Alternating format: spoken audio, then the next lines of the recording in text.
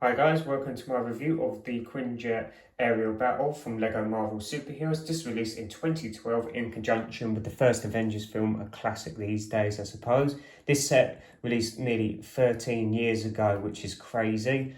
I got this sealed off eBay. It was not a bad price for what I paid for. I think it was like when I bought it last year. I've been meaning to, this has been in my backlog for ages, but I've been itching to build it. And as you can see, you've got all the play features on the back of the box. But yeah, let's crack this open and have a look. So opening up the box, let's see what we got inside.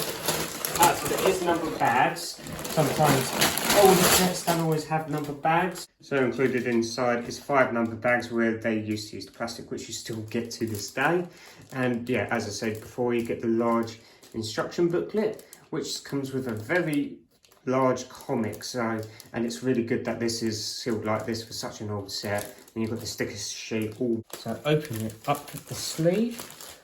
Oh, I don't want to take the cardboard out. I think I will keep everything in this once I finish building it.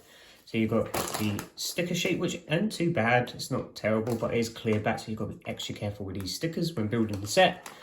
And inside we have 3 instruction manuals included, which is kind of crazy for a set of this size. You've even got this smaller one and 2 large ones, so I don't know how you could build this with a friend considering it's just one large build. I know you've got the side build, which is probably what this booklet's all for, but let's take a closer look at the comic, which says number 4. So I think if you collected all the comics, you've got a complete story.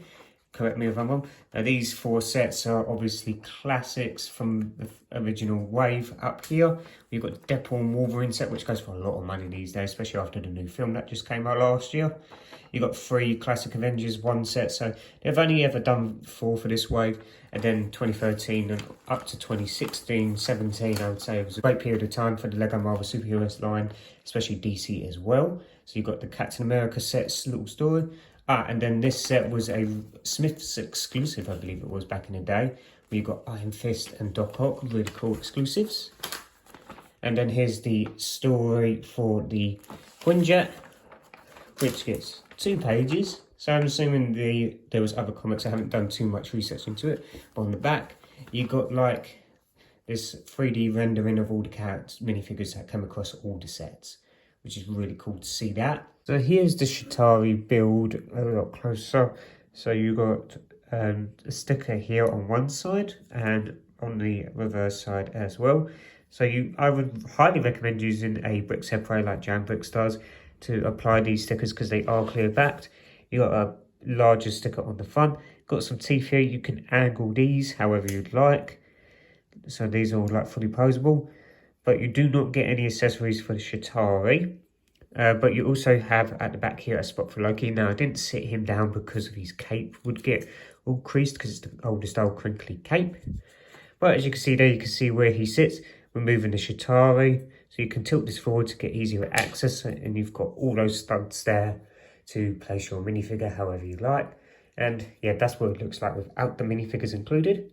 You can adjust this if you want this to be completely flat, but it doesn't look as cool unless you have it in its actual flying position. Here's the main set of the original Avengers Quinjet, but this was actually a Shield Quinjet, but they call it an Avengers Quinjet for branding and stuff like that. It does have the massive Shield logos. Now this set is massive.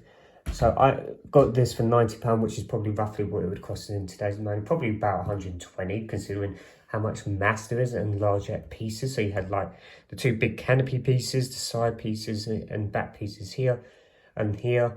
Like lots of larger pieces went into this build. Now it does very much look like a 2012 style build, but as you can see, it comes in on wheels, which is a feature they carried on to the modern remake.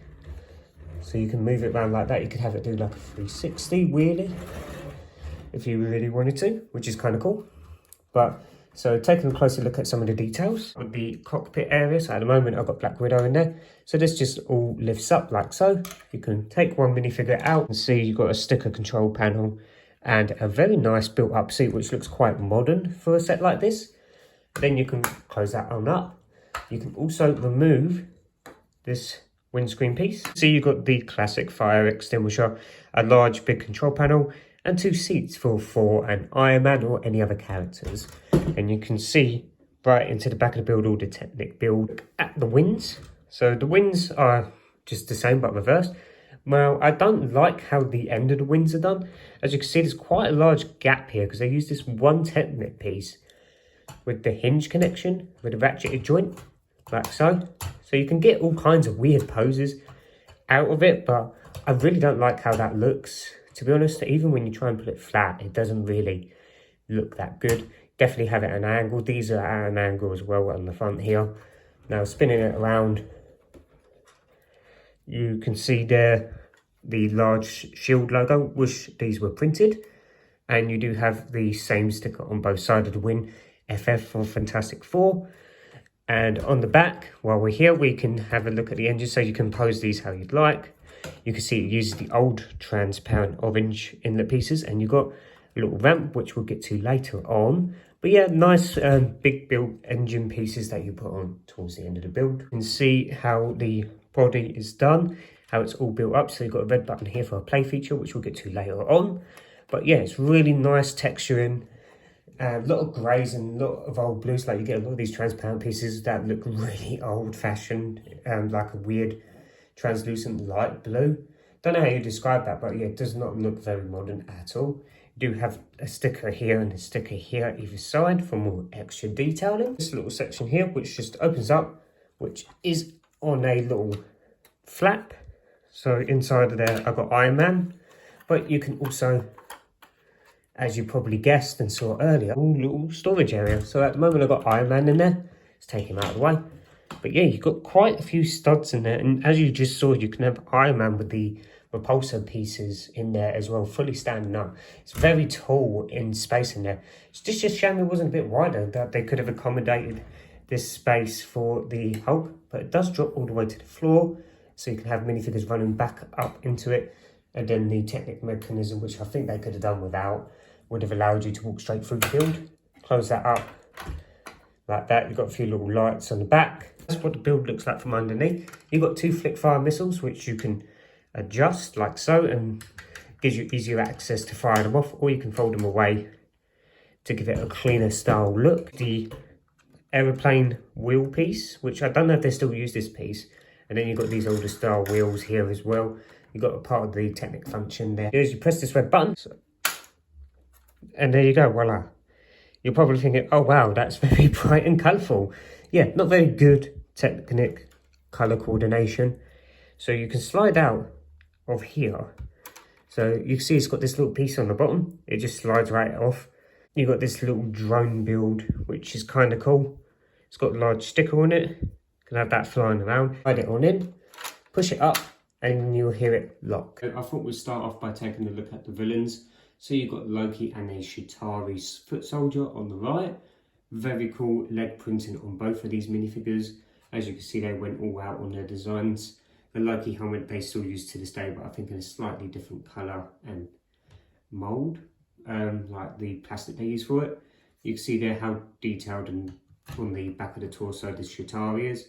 It is a bit of a shame he doesn't come with a weapon, like other Chitauris that we get a lot of these days. The old style crinkly cape with no back printing or alternate facial print for Loki, as he is using the Lex Luthor head. The 2 hero mini Avengers characters that we get in poly bags and other smaller, cheaper sets.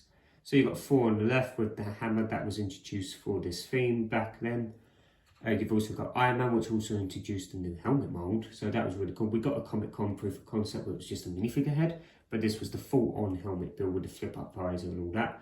It's got all the clear pieces attachments, spinning around the back, and as you see there, Thor's got some back torso printing and a double-sided face where he's a bit teed off, and so his Iron Man tone is up. Do miss this old face print. And our final minifigure is Black Widow. She is exclusive to this set. Never appeared in any polybags or anything else. Really cool minifigure. I don't really like the cheekbones, but I believe the face print is also still exclusive to this minifigure to this day. Really cool minifigure.